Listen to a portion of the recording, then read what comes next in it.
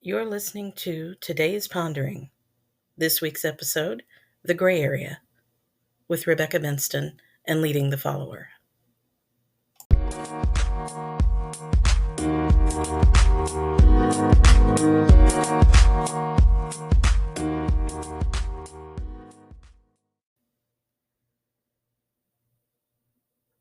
I've always believed that it isn't a race war we are fighting, but a class war. For as long as I can remember, I've understood that all the problems that we experience as a society can be traced to one thing: money, not race. You can have money no matter what race you are, but unless you have enough money, you'll still be considered beneath the elite. So, I believe that our society is made up of basically two classes: the elite and everyone else.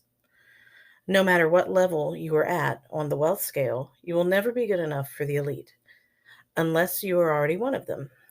They will never focus their attention on making your quality of life better.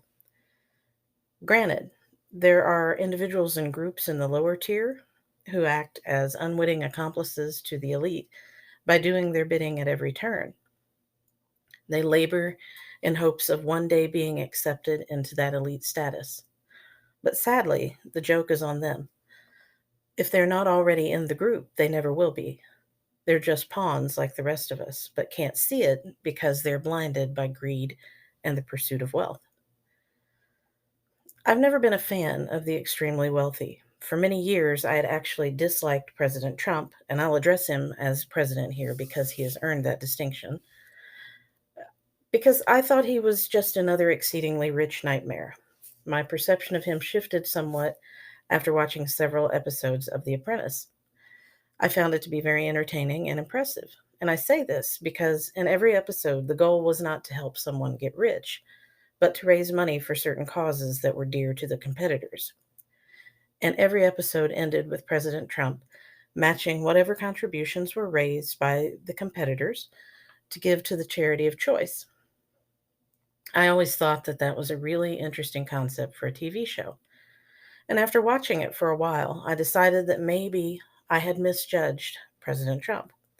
So when he threw his hat in the ring to run for president, I decided to support him. And I'm glad I did, because what he did during his tenure in office exposed many of the things about our government that perpetuate the class division under the guise of racial divide.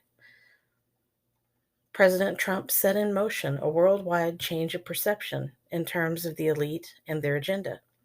And I know that was the reason God put him in office. I also feel that God has allowed this past year to be a shining example of what we don't want. And what an example it has been. If it's not clear to you at this point who the good guys are and who the bad guys are, then you just haven't been paying attention.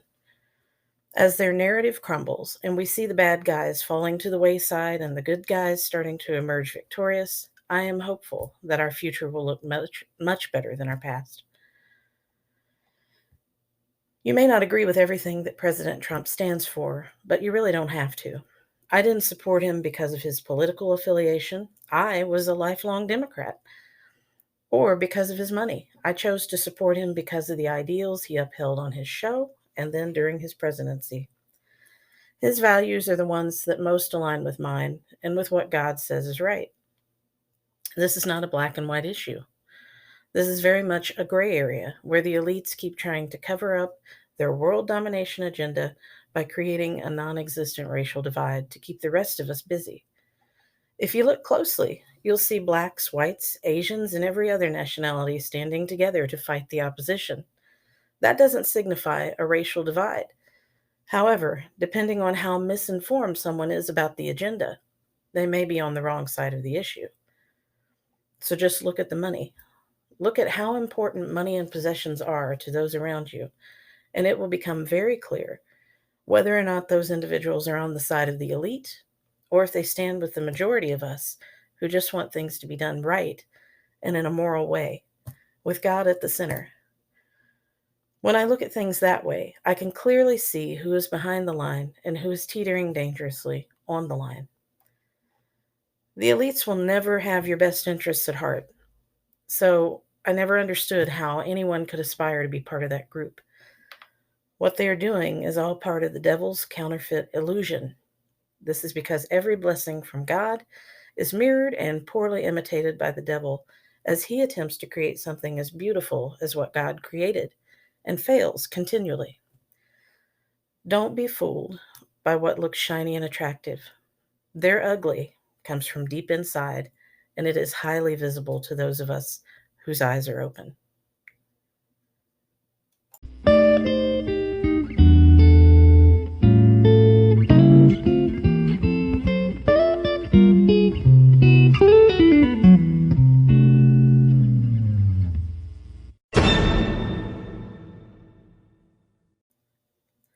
Thanks for listening. Stop by our blog at www.leading-the-follower.com and be sure to subscribe so that you can get regular updates on all of the good things we're doing. God bless.